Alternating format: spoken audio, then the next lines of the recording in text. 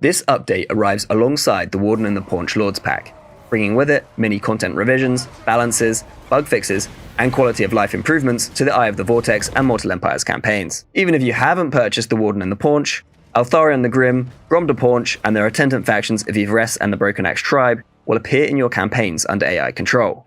The big news is the long-awaited Greenskins rework. The old War mechanics, where a Greenskins army would hit peak fightiness and spawn a second AI-controlled companion army, are gone for good.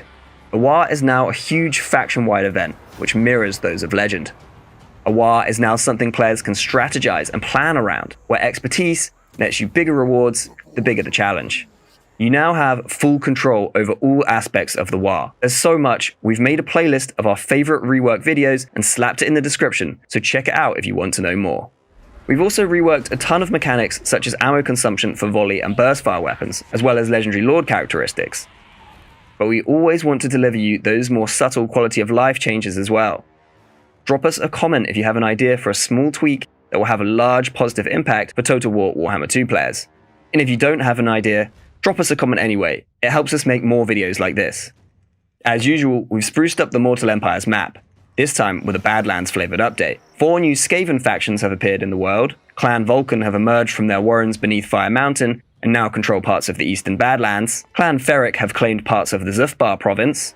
Clan Spittle can be found in Fester Spike, the region of the Grey Mountains previously known as Grimhold. And Clan Creepus have been dispatched by their masters Clan Eshin in pursuit of a certain Warpstone meteorite.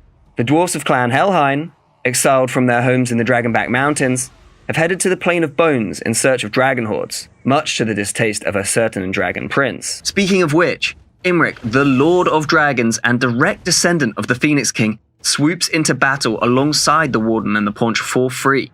You should definitely check out Codyborn's Guide to Imric if you want to know more. I've linked it, as well as Imric's Steam page, in the description below.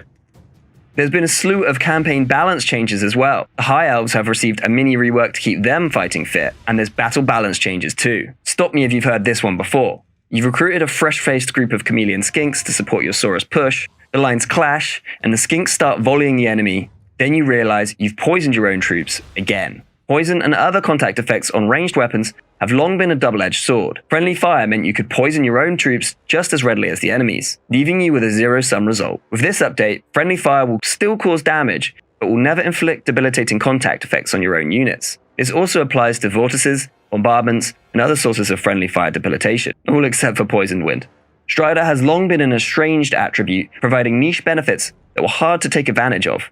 We've significantly expanded its behavior with this rework. This will also affect the Woodsman attribute.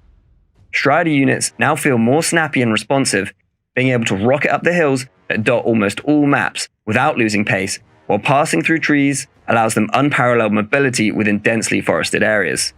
As part of reworking Strider, we've also re-evaluated where it is available. It is now granted by certain ancillaries, and more units have gained Strider.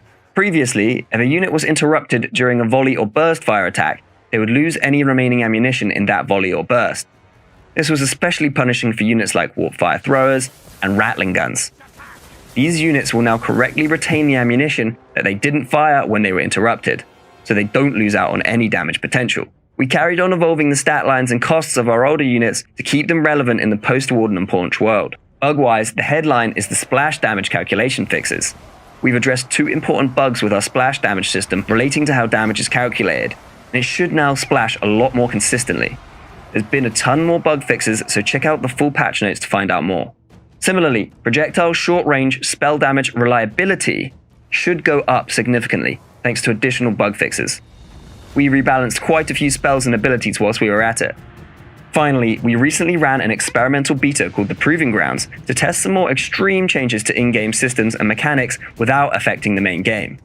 We've implemented a few minor changes based on our learnings from beta feedback and may look at implementing more in the future, so thanks for participating, and thanks for watching. We'll see you all next time.